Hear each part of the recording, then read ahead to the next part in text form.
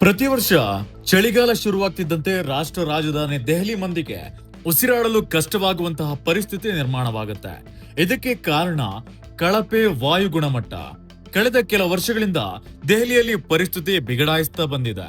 ಪರಿಸ್ಥಿತಿಯನ್ನ ನಿಯಂತ್ರಿಸುವುದಕ್ಕೆ ದೆಹಲಿ ಸರ್ಕಾರ ಹರಸಾಹಸವನ್ನೇ ಪಡ್ತಿದೆ. ಇನ್ನೊಂದು ಕಡೆಯಲ್ಲಿ ದೆಹಲಿ ವಾಯು ಗುಣಮಟ್ಟದ ಬಗ್ಗೆ ಸುಪ್ರೀಂ ಕೋರ್ಟ್ ಕೂಡ ಎಚ್ಚರಿಕೆಯ ಗಂಟೆಯನ್ನು ಕೂಡ ಬಾರಿಸಿದೆ. ಇದರ ನಡುವೆ ಬೆಂಗಳೂರಿನ ವಾಯು ಗುಣಮಟ್ಟ ದಿನಕ್ಕೊಂದು ರೀತಿ ಬದಲಾವಣೆ ಆಗ್ತಿದೆ. ಅದರೊಂದಿಗೆ ಬೆಂಗಳೂರಿನ ಜೊತೆಗೆ ಮಂಗಳೂರು, ಶಿವಮೊಗ್ಗ, ಬಳ್ಳಾರಿಯ ಏರ್ ಕ್ವಾಲಿಟಿ ಸಹ 200ಕ್ಕೆ ಹತ್ತಿರವಾಗ್ತಿರುವುದು ಸಾಕಷ್ಟು ಆತಂಕಕ್ಕೆ ಕಾರಣವಾಗಿದೆ. ಮುನ್ನೆಚ್ಚರಿಕೆ ವಹಿಸುವಂತೆ ತಜ್ಞರು ಸಲಹೆಯನ್ನು ನೀಡುತ್ತಿದ್ದಾರೆ.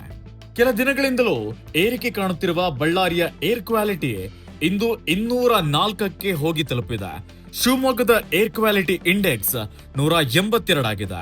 ಈ ಹದಗೆಟ್ಟ ವಾತಾವರಣ ಹೀಗೆ ಮುಂದುವರೆದ್ರೆ ದೆಹಲಿಯಂತೆಯೇ ಆಗ್ಬಹುದು ಅಂತ ತಜ್ಞರು ಎಚ್ಚರಿಕೆಯನ್ನ ನೀಡಿದ್ದಾರೆ. ಈ ಕಲುಷಿತ ಗಾಳಿಯಿಂದ ಶ್ವಾಸಕೋಶದ ಕ್ಯಾನ್ಸರ್, ಅಸ್ತಮಾ ಮತ್ತು ಹೃದಯ ಸಂಬಂಧಿ ಕಾಯಿಲೆಗಳ ಅಪಾಯ ಹೆಚ್ಚಿದೆ. ಬೆಂಗಳೂರಿನಲ್ಲೂ ಏರ್ ಕ್ವಾಲಿಟಿ ಇಂಡೆಕ್ಸ್ ಕಡಿಮೆ ಆಗ್ತಿಲ್ಲ. ಇಂದು 182ಕ್ಕೆ ತಲುಪಿದೆ. ಕಳೆದ ಕೆಲ ದಿನಗಳಿಗೆ ಹೋಲಿಸಿದ್ರೆ ಅಂಕಿಗಳಲ್ಲಿ ಸಣ್ಣ ಏರುಪೇರು ಕಂಡ್ರೂ ಕೂಡ WHO ಮಾನದಂಡಗಳ ಪ್ರಕಾರ ಈ ಮಟ್ಟದ ಗಾಳಿಯ ಗುಣಮಟ್ಟ ಆರೋಗ್ಯಕ್ಕೆ ಹಾನಿಕಾರಕವಾಗಿಯೇ ಉಳಿದಿದೆ. PM 2.5 ಮಾನವನ ಕೂದಲಿನ 3% ಮಾತ್ರ ದಪ್ಪವಿರುವ ಅತಿ ಸೂಕ್ಷ್ಮ ಕಣಗಳು.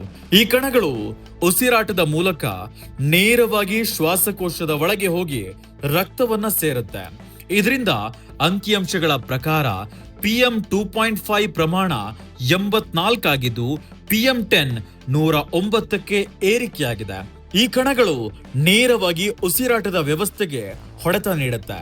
ರಾಜ್ಯದ ಇತರ ನಗರಗಳಲ್ಲಿ ಇಂದಿನ ಏರ್ ಕ್ವಾಲಿಟಿ ಇಂಡೆಕ್ಸ್ ಎಷ್ಟಿದೆ ಅಂತ ನೋಡಿದ್ರೆ ಬೆಂಗಳೂರಿನಲ್ಲಿ 180, ಮಂಗಳೂರಿನಲ್ಲಿ 174 ಏರ್ ಕ್ವಾಲಿಟಿ ಇಂಡೆಕ್ಸ್ ಇದೆ.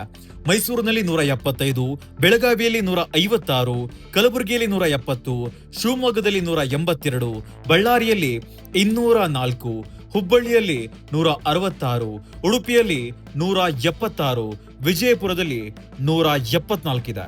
ಇನ್ನು ಗಾಳಿಯ ಗುಣಮಟ್ಟ ತಿಳಿಯುವುದು ಹೇಗೆ ಅಂತ ನೋಡಿದ್ರೆ ಉತ್ತಮ ಗಾಳಿಯ ಗುಣಮಟ್ಟ 0ರಿಂದ 50 ಇರಬೇಕು. ಮಧ್ಯಮ ಗುಣಮಟ್ಟ 50ರಿಂದ 100 ಏರ್ ಕ್ವಾಲಿಟಿ ಇಂಡೆಕ್ಸ್ ಇರಬೇಕು. ಕಳಪೆ 100ರಿಂದ 150 ಇರುತ್ತೆ. ಅನಾರೋಗ್ಯಕರ ಗಾಳಿಯ ಗುಣಮಟ್ಟ 150ರಿಂದ 200ರವರೆಗೆ ಇರುತ್ತೆ.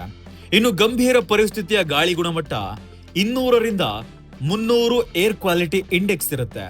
ಅಪಾಯಕಾರಿ ಗುಣಮಟ್ಟ 300ರಿಂದ 500ಕ್ಕೂ ಅಧಿಕವಾಗಿರುತ್ತೆ. ಹೀಗಾಗಿ ಕರ್ನಾಟಕದ ಜನತೆ ಆದಷ್ಟು ಬೇಗ ವಾಯು ಮಾಲಿನ್ಯವನ್ನ ತಡೆಗಟ್ಟುವ ನಿಟ್ಟಿನಲ್ಲಿ ಕ್ರಮ ವಹಿಸಬೇಕಿದೆ.